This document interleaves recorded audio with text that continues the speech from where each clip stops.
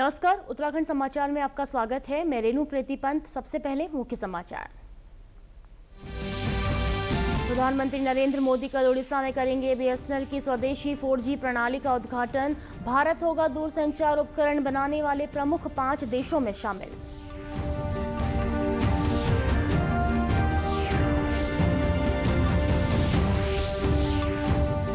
प्रदेश में शहीद सम्मान यात्रा 2 का आगाज। मुख्यमंत्री पुष्कर सिंह धामी बोले, देश रक्षा में सर्वोच्च बलिदान देने वाले सैनिकों के प्रति कृतज्ञ है राष्ट्र।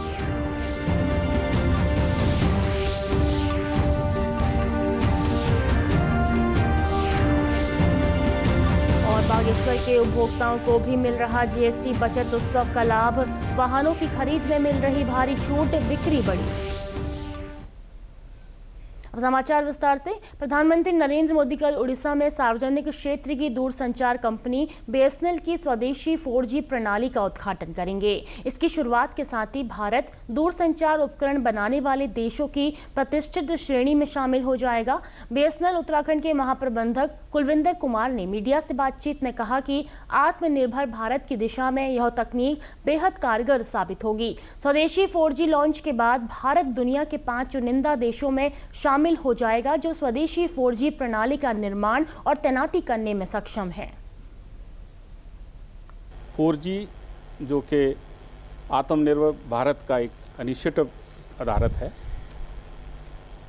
हम इस टेक्नोलॉजी को के आने के बाद हम दुनिया के 5वें ऐसे देश हैं जिसमें ये 4G टेक्नोलॉजी इनबिल्ट है, अपनी टेक्नोलॉजी।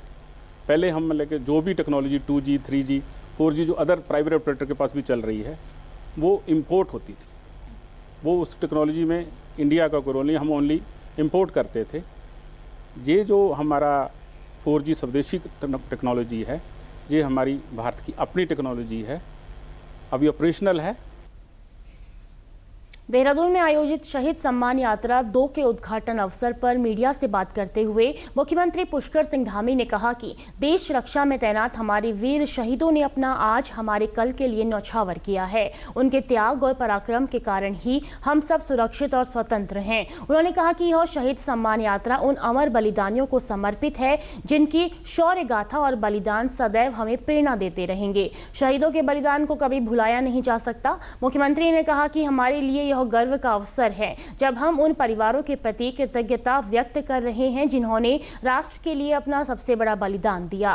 मुख्यमंत्री ने इससे पहले शहीद राइफलमैन नरेश कुमार के चित्र पर माल्यार्पण के साथ ही शहीद स्थल पर पुष्प चक्र अर्पित कर शहीदों को श्रद्धांजलि अर्पित की। इस मौके पर मुख्यमंत्री ने शहीद नरेश कुमार के परिजनों से भेंट कर उनके आंगन की मिट्टी का भी संग्रहण किया। मुख्यमंत्री ने कहा कि राज्य सरकार द्वारा देहरादून के गुनियाल गांव में शौर्य स्थल का निर्माण कराया गया है जिसमें प्रदेश के सभी शहीद सैनिकों के घर आंगन की पवित्र मिट्टी स्थापित की जा रही है। मुख्यमंत्री पुष्कर सिंह धामी ने आज देहरादून के पटेल नगर में जीएसटी बचत उत्सव के उपलक्ष्य में आयोजित जागरूकता कार्यक्रम में प्रतिभाग किया।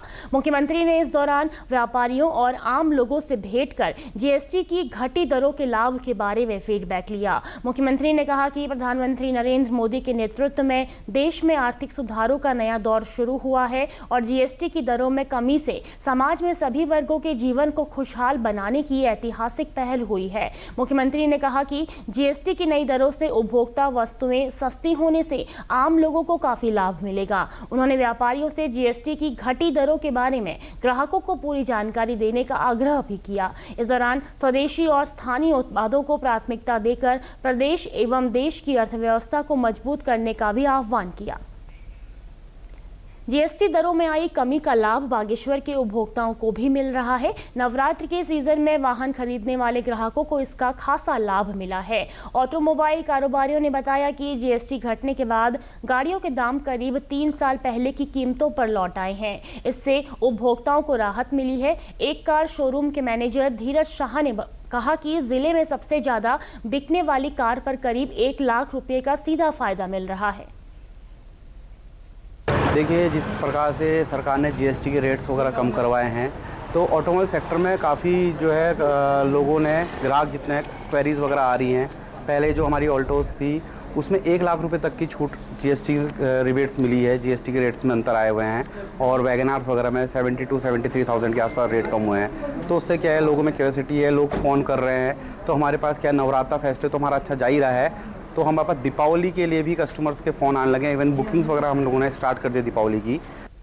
वहीं एक अन्य दोपहिया वाहन के डीलर मोनू कपूर ने बताया कि जीएसटी दरों में कमी होने से हर गाड़ी पर औसतन 7 से 10 हज़ार रुपये का लाभ ग्राहकों को मिल रहा है। इसका सीधा असर बिक्री पर पड़ रहा है। लोग अब पहले से ज़्यादा उत्साह के साथ बुकिंग कर रहे हैं। सबसे मेन जीएसटी इम्प्लीमेंट की बात करें तो जीएसटी की दरों में हर गाड़ी में कम से कम 8 से 10 हज़ार रुपये का फ़र्क आया है और कस्टमर को इस टाइम इतना लाभ मिल रहा है कि कस्टमर को बेनिफिट ही बेनिफिट मिल। राष्ट्रीय स्वास्थ्य मिशन उत्तराखंड की निदेशक डॉक्टर रश्मि पंत ने प्रदेशवासियों से अपील की है कि 2 अक्टूबर तक जिलों में स्वस्थ नारी सशक्त परिवार थीम पर जो स्वास्थ्य शिविर आयोजित किए जा रहे हैं उनका भरपूर लाभ उठाएं। स्वास्थ्य शिविरों में बढ़ चढ़कर हिस्सा लें। सभी जिलों में जिला अस्पतालों, उप जिला अस्पतालों, सामुदायिक स्वास्थ्य केंद्रों में शिविर आयोजित किए जा रहे हैं। शिविर में विकलांगता सर्टिफिकेट भी बनाए जा रहे हैं। मैं सभी वासियों से ये कहना चाहूंगी कि प्लीज अभी 2 अक्टूबर तक हमारा और कैंप हर जिले में संचालित है। आप अगर किसी भी आयुष्मान आरोग्य केंद्र के नजदीक रहती हैं, पीएचसी के नजदीक रहती हैं, सीएससी के नजदीक रहती हैं, जिला चिकित्सालय या उप जिला चिकित्सालय के नजदीक रहती हैं, प्लीज आपसे सविनय निवेदन है कि बढ़ चढ़ के इस कैंप में प्रतिभाग करें, अपनी स्क्रीनिंग कराएं, चाहे हीमोग्लोबिन की, अनीमिया की, डायबिटीज की, हाइपरटेंशन की, कैंसर की, और अगर आपको कोई खांसी हो रही 3 हफ्ते से ज्यादा तो प्लीज टीबी की भी स्क्रीन कराएं, या टीबी के घर में किसी के कोई कॉन्टैक्ट पेशेंट है या आपको लगता है कोई बुजुर्ग है जो ऑलरेडी डायबिटीज हाइपरटेंशन से ग्रसित है, प्लीज उनकी भी स्क्रीनिंग कराएं। ये ऐसा माध्यम जो निःशुल्क है, आपको कहीं नहीं मिलेगा। और टीबी के लिए तो हर जगह देखिए एक्सरे की फैसिलिटी है, सीबी नाट की फैसिलिटी है, और आपको इस बहाने निक्षय मित्र भी मिलेगा जहां आपको पोषण किट भी दिया जाएगा।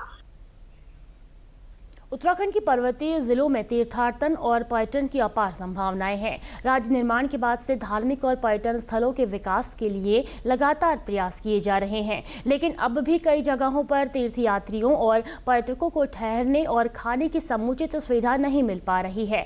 चमोली जिले के हिल स्टेशन पोखरी में गढ़वाल मंडल विकास निगम का पर्यटक आवास गृह साल 2021 में मुख्यमंत्री पुष्कर सिंह धामी के हाथों लोकार्पित तो हुआ, लेकिन 4 साल बाद भी यहां पर्यटकों के लिए दरवाजे नहीं खुले। करीब 97.30 लाख रुपए की लागत से बने 20 कमरों के इस शानदार आवास गृह पर आज भी ताले जड़े हुए हैं। विभागीय लापरवाही और स्थानीय जनप्रतिनिधियों की उदासीनता के चलते यह भवन जर्जर हालत में पहुंच रहा है। देखिए, जीएमबीएन एक कॉरपोरेशन है जिसमें एमडी जीएमबीएन उसको मॉनिटर करते हैं। तो ये मेरे संज्ञान में तहसील दिवस में भी लाई गई थी बात। तो मैं जो हमारे एमडी महोदय हैं उनसे अनुरोध करूंगा कि इस संदर्भ में वो संज्ञान लेंगे और जो आवश्यक कार्रवाई है वो उनके स्तर से की जाएगी। पोखरी में पर्यटकों के ठहरने की बड़ी समस्या है। इसको लेकर मुख्यमंत्री से वार्ता कर शीघ्र समाधान निकालने का प्रयास किया जाएगा। चमोली जनपद के हिल स्टेशन पोखरी में बने 20 सैयाओं के पर्यटक गृह आवास का निर्माण 7 दिसंबर 2021 में मुख्यमंत्री पुष्कर सिंह धामी के कर कमलों से संपन्न हुआ था, लेकिन आज यह आलीशान पर्यटक गृह आवास अपनी बदहाली पर आंसू बहा रहा है।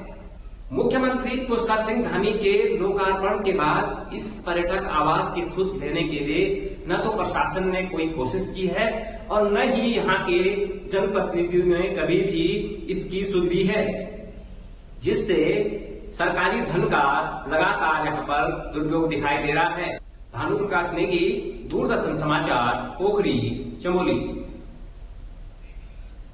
इसी के साथ अभी तक के समाचार समाप्त हुए। दूरदर्शन समाचारों से जुड़े रहें। मिलते हैं फिर शाम 6:30 बजे के बुलेटिन में। नमस्कार।